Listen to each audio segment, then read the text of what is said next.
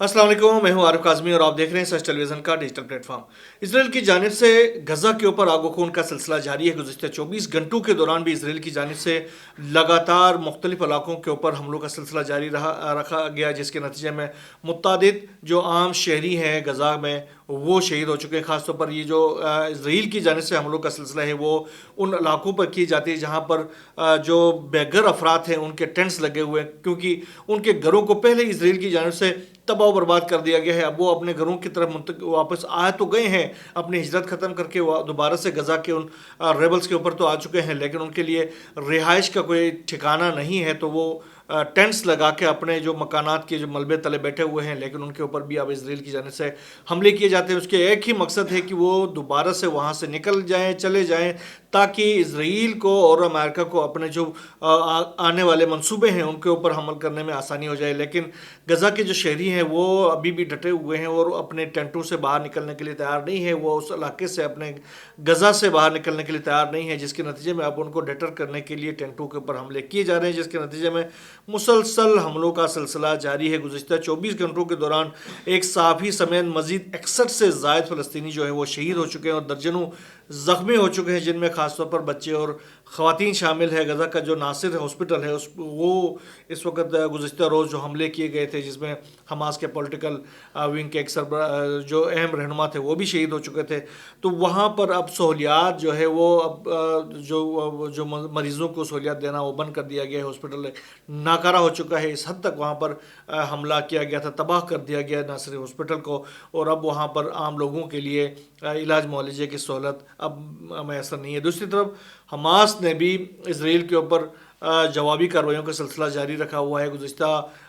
24 घंटों के दौरान जो कार्रवाइयाँ की गई हमास की जानिब से इसराइल के मुख्तलिफ इलाकों पर रॉकेट्स और मिसाइलों से हमला किया गया, जिसमें उनके अहम अहदाफ को निशाना बनाया गया। और ये बड़ी बात है कि इसराइल की जानिब से जिस तरीके से बमबारी की गई है गज़ा के मुख्तलिफ इलाकों के ऊपर, उसके बावजूद हमास जो है वो अभी भी इंटैक्ट है और वो अब भी उस रेबल से निकल कर इसराइल के ऊपर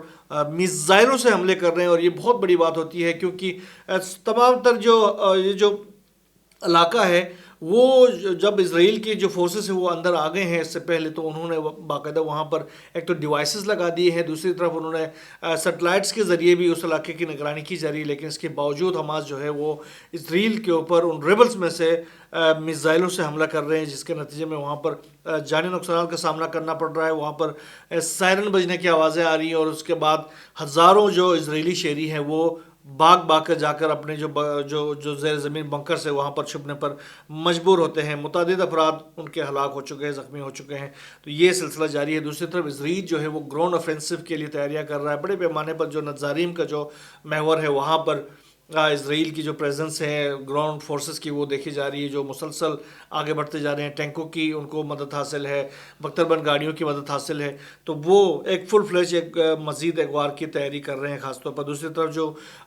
गज़ा जंगबंदी के हवाले से जो सालिस हैं उनकी एक तजवीज़ सामने आई थी कि इसराइल जो है वो जंगबंदी करेगा और हमास जो है वो अमरीकी एक नज़ाद जो इसराइली शहरी है समेत 5 यरगमालियों को रिहा कर देगा, जिसके नतीजे में इसराइल जो है वो एक हफ़्ते के लिए जंगबंदी करेगा। और इस एक हफ़्ते के दौरान गज़ा के लिए इमदादी सामान, खुराक और जो लिक्विड जो ऑयल वगैरह जो दूसरी चीज़ें हैं, नेचुरल गैस वगैरह है, उनकी आमदरफ्त जो है वो उसको बहाल कर देगा। लेकिन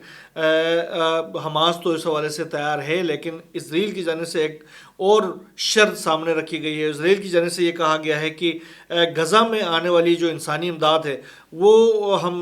छोड़ देंगे, लेकिन उसके लिए शर्त यह है कि हमास जो है उससे फ़ायदा ना उठाए। अगर हमास ने फ़ायदा उठाने की कोशिश की तो हम इस इमदाद को दोबारा से रोकेंगे। और दूसरा उन्होंने कहा कि इसराइल जो हमास है वो हथियार डाल दे, हथियार डाल के गज़ा से निकल जाए तो हम कल ही जंगबंदी के लिए तैयार है, वरना ये जंग जारी रहेगी। हमास ने भी कहा कि हमने तो जाना नहीं है, अगर आपने ये जंग जारी रखना तो जंग जारी रखें, हमारे भी घोड़े तैयार हैं और हम भी आपके साथ जंग से पीछे ना अभी तक हटे हैं, तो अब क्या हमारा हटना है। हमारे तो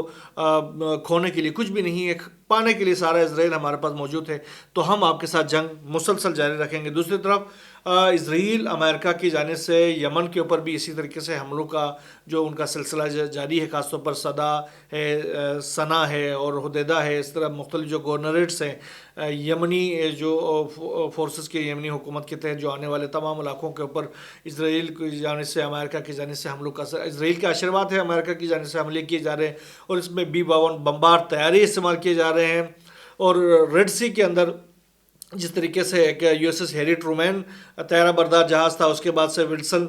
جو طیارہ بردار جہاز وہاں پر پہنچا، اس کے ساتھ ہی ایک دو اور جو ڈسٹرائرز آ چکے ہیں جو لیزر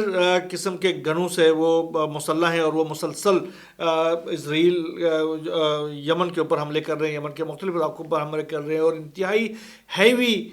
جو بموں کا استعمال کیا جا رہا ہے، بنکر بسٹر بم استعمال کیے جا رہے ہیں تاکہ اگر کہیں پر ویئر اباؤٹس ہوں انصار اللہ فورسز کے جو رہنماؤں کے تو ان کو ایلیمنیٹ کیا جا سکے۔ گزشتہ روز بھی جیسے کہ ہم نے اپنے ولاگ میں کہا تھا کہ امریکہ نے یہ دعویٰ کیا تھا کہ جو سید بدر الدین الحوثی ان کو شہید کرنے کے حوالے سے امریکی میڈیا اور امریکی فورسز کی جانب سے یہ دعوے کیے جا رہے تھے، بلکہ امریکی فورسز نے باقاعدہ طور پر بتا بھی دیا تھا کہ ہم نے ان کو ایلیمنیٹ کیا ہے اور ٹرمپ باقاعدہ اس کا اعلان بھی کرنے والے تھے، لیکن بعد میں پتہ چلا کہ وہ تو کوئی اور شخص تھا جس کو انہوں نے مارنے کا دعویٰ کیا تھا، وہ بدر الدین الحوثی تھے نہیں۔ ابھی بھی ان کی جانب سے کوششیں جاری ہے کہ کسی طریقے سے حوثی انصار اللہ کے کسی اہم فگر کو شہید کر کے اپنی جیت کا کوئی اعلان کر سکے، لیکن اس کو مسلسل اس حوالے سے ناکامی کا سامنا کرنا پڑ رہا ہے۔ لیکن جواب میں حوثی انصار اللہ کی جانب سے تابڑ توڑ قسم کے حملے ریڈ سی کے اوپر بھی اور اسرائیل کے اوپر بھی کیے جا رہے ہیں۔ ریڈ سی میں جو طیارہ بردار دو جہاز وہاں پر پہنچے، اس کے ساتھ جو ان کی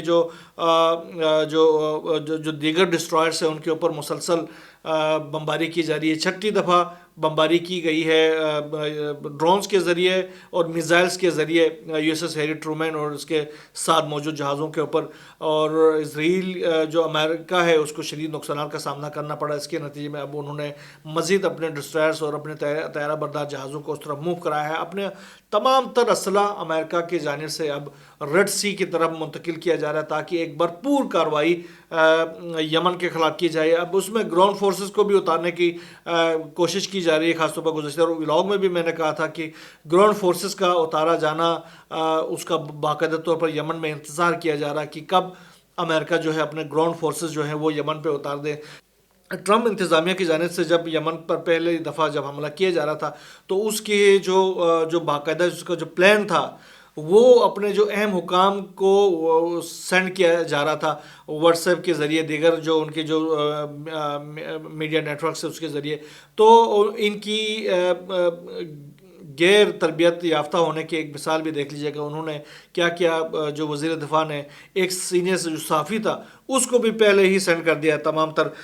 جو انفارمیشن تھی، جو پلان تھا یمن پر حملے کا۔ یہ دعویٰ انہوں نے اٹلانٹک میگزین کے جو چیف ایڈیٹر ہے جیفری گولڈبرگ انہوں نے کیا ہے کہ ٹرمپ انتظامیہ نے، ان کے جو وزیر دفاع نے مجھے بھی وہ پلان مطلب 2 گھنٹے پہلے ہی سینڈ کر دیا تھا، اپلائی ہونے سے 2 گھنٹے پہلے، اور مجھے سب پتا تھا کہ امریکہ کس طریقے سے حملہ کرنے والا ہے، کون کون سے ہتھیار اس میں استعمال کیے جائیں گے اور یمن کے کن کن علاقوں کے اوپر ابتدائی حملے کیے جائیں گے، وہ مجھے پہلے ہی انہوں نے بھی سینڈ کر دیا تھا۔ تو آپ اندازہ لگائیں ان کی جو پروفیشنل اپروچ جو ہے وہ کس طرح کا ہے۔ دوسری طرف امریکہ اور ایران کے درمیان جو کشیدگی ہے وہ بھی اسی طریقے سے عروج پر جاتی جا رہی ہے، خاص طور پر ایران کے جو نیوکلیئر پروگرام کو لے کر امریکہ جو ہے مسلسل دھمکیاں ایران کو دیے جا رہا ہے اور ایران کی جانب سے بھی جوابی کارروائیوں کی دھمکی دی جا رہی ہے۔ ابھی راکچی کی جانب سے ایک پیغام آیا ہے، خاص طور پر راکچی جو ہے اس وقت خطے کے مختلف ممالک کے دوروں پر بھی ہے، ابھی وہ آرمینیا پہنچے ہوئے ہیں جہاں پر آرمینیا کے حکام کے ساتھ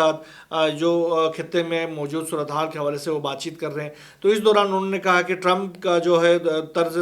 تکلم ہے وہ انتہائی جارحانہ ہے اور اس کا اس طریقے سے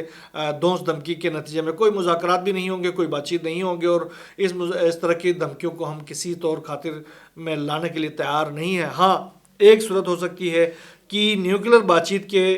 لیے ہم امریکہ سے بالواسطہ بات چیت کے لیے تیار ہیں، بلا واسطہ ہم بات چیت نہیں کریں گے، بالواسطہ ہم بات چیت کرنے کے لیے تیار ہیں اور اس کے لیے ہو سکتا ہے، لیکن امریکہ کے ساتھ براہ راست کوئی بات چیت نہیں ہو سکتی، کیونکہ امریکہ جو ہے وہ دھمکیاں دے رہا ہے، مسلسل دھمکیاں دے رہا ہے، اور ایک طرف مذاکرات کی دعوت اور دوسری طرف دھمکیاں، یہ قابل قبول نہیں ہے۔ بالواسطہ مذاکرات ہو سکتے ہیں، بات چیت ہو سکتی ہے، اگر ان کے نمائندے ہوں کوئی اور ملک امریکہ کے توسط سے ہمارے ساتھ بات چیت کر سکتے ہیں تو ہم ان کے بات چیت کرنے کے لیے تیار ہیں، تو ہم بھی ان کے ساتھ تیار ہیں۔ تو یہ صورتحال ایک نیا ایک ایران کی جانب سے ایک پیغام سامنے آ گیا۔ اگر اس پر ٹرمپ انتظامیہ اگر کہیں پر بھی وہ سنجیدہ ہیں تو اس پر بات چیت کو آگے بڑھانے کے لیے امکانات ابھی موجود ہیں۔ دوسری طرف ترکی کے اندر جو مظاہرے ہیں وہ مسلسل بڑھتے جا رہے ہیں، خاص طور پر گزشتہ روز جس طریقے سے عدالت کی جانب سے اکرام امام اوغلوف کو جیل بھیج دیا گیا ہے، اس کی جو ڈگری ہے اس کو باقاعدہ منسوخ کر دی گئی، اس کے ساتھ ان کی جو میئرشپ ہے اس کو ختم کر دیا ہے استنبول کی۔ اس کے بعد سے یہ مظاہرے مزید بڑھنا شروع ہو گئے اور متعدد اضلاع میں، متعدد علاقوں میں، متعدد صوبوں میں مزید پھیل گئے ہیں، جہاں پر عوام اور پولیس کے درمیان مڑبیڑ جو ہے وہ جاری ہے۔ ابھی تک کی جو اطلاعات ہے اس کے مطابق تقریباً 1500 سے زائد جو عام شہری جو ہیں ان کو گرفتار کیا جا چکا ہے، اہم رہنماؤں کو گرفتار کیا جا چکا ہے۔ جو پیپلز ریپبلکن پارٹی ہے ان کے لوگوں کو دڑ دڑ گرفتار کیا جا رہا ہے، ان کے اوپر تشدد کیا جا رہا ہے، جس کے خلاف جو ہے انٹرنیشنل کمیونٹی، ہیومن رائٹس کے جو ادارے ہیں وہ بھی چیخ رہے ہیں کہ جو رجب طیب اردوغان جو ہے وہ اپنے جو حامی مخالفین ہیں ان کو مسلسل دبا رہا ہے اور ان کو تشدد کا نشانہ بنا رہا ہے۔ یہ جو سلسلہ ہے وہ بہت خطرناک حد تک آگے بڑھتا جا رہا ہے۔ دوسری طرف جو پیپلز ریپبلکن پارٹی ہے انہوں نے باقاعدہ طور پر اکرم امام اوغلوف کو آنے والے صدارتی انتخابات کے لیے باقاعدہ اپنا امیدوار نامزد کر دیا ہے، گو کہ ان کی ڈگری جو ہے استنبول کی یونیورسٹی نے منسوخ بھی کر دی ہے۔ تو اس کے باوجود حالانکہ اس ڈگری کا نہ ہونے سے وہ پہلے ہی اس کی جو صدر کے لیے انتخاب لڑنے کا جو اہلیت ہے وہ خطرے میں پڑ گئی ہے۔ دوسری طرف ان کے اوپر جو چارجز لگے ہیں کرپشن کے اور شدت پسند گروہوں کو فنڈنگ کرنے کے حوالے سے، تو اس کے اوپر بھی لامالا ان کے اوپر اب چونکہ وہ سزا یافتہ مجرم ہو گئے ہیں عدالتی فیصلے کے بعد سے، تو اس حوالے سے ویسے بھی وہ اب الیکشن لڑنے کے اہل تو نہیں رہے۔ اس کے باوجود جو ہے ان کی پارٹی نے ان کو صدارتی انتخابات کے لیے اہل قرار دے دیا۔ آنے والے دنوں میں اگر کوئی ڈیولپمنٹ ہوتی ہے، آخرکار اگر رجب طیب اردوغان مان جاتے ہیں تو ہی ممکن ہے کہ وہ ان کے خلاف یہ جو چارجز ختم ہو جائے اور وہ آئینی طور پر الیکشن لڑنے کے اہل ہو جائیں۔ لیکن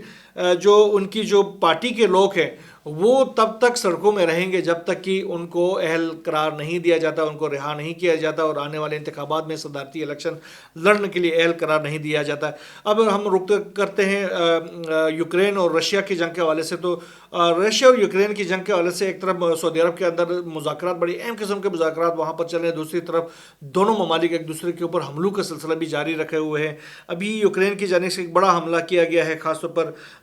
رشیا کے زیر قبضہ جو لوہانسک کے علاقے میں راکٹوں سے حملہ کیا گیا، جس کے نتیجے میں 2 روسی صحافیوں سمیت تقریباً 6 افراد ہلاک ہو چکے ہیں اور متعدد زخمی ہو چکے ہیں، جس کے جواب میں رشیا کی جانب سے بھی یوکرین کے مختلف علاقوں پر حملے کیے گئے ہیں، جس کے نتیجے میں جو یوکرین کا شہر ہے ایک سومی، وہاں پر میزائل حملوں کے نتیجے میں زیلنسکی نے دعویٰ کیا کہ 17 بچوں سمیت 90 سے زائد افراد جو ہیں وہ زخمی ہو چکے ہیں۔ دوسری طرف جنگ بندی کے حوالے سے سعودی عرب کے اندر مذاکرات جاری ہیں۔ ابھی سعودی عرب میں امریکی اور روسی جو وفود ہیں ان کے درمیان میٹنگ ہوئی ہے، جس میں خاص طور پر یوکرین جنگ کے خاتمے کے حوالے سے بات چیت ہوگی۔ دوسری طرف یوکرینی حکام بھی وہاں پر موجود ہے۔ جو ہی جو رشیا اور امریکہ کے وفود کے درمیان بات چیت ختم ہوگی تو یوکرین اور امریکی وفود کے درمیان بات چیت کا سلسلہ شروع ہو جائے گا، اور یہ اس سے پہلے بھی گزشتہ روز بھی یوکرین اور امریکی وفود کے درمیان بات چیت کا ایک سلسلہ ہو گیا تھا۔ ابھی یہ دوسری دفعہ ان کے درمیان ملاقات ہوگی اور جس میں خاص طور پر جنگ بندی کے حوالے سے بات چیت کی جائے گی۔ اور اور یہ جنگ بندی تب تک یہ جنگ بندی تب تک نہیں ہو سکتی جب تک کہ دونوں ممالک جو ہیں وہ ایک دوسرے پر حملے فی الحال بھی روک نہیں دیتے، کیونکہ اس وقت جو ہے ایک طرف مذاکرات ہو رہے ہیں سعودی عرب میں بن سلمان کی میزبانی میں، دوسری طرف دونوں ممالک ایک دوسرے پر حملوں کا سلسلہ جاری رکھا ہوا ہے۔ بہرحال جو بھی نئی ڈیولپمنٹ خطے سے، مشرق وسطیٰ سے، یو ایس اور یوکرین کی جنگ، رشیا اور یوکرین کی جنگ کے حوالے سے، اور پھر ڈونلڈ ٹرمپ کے اقدامات کے حوالے سے دنیا بھر میں وہ اپنے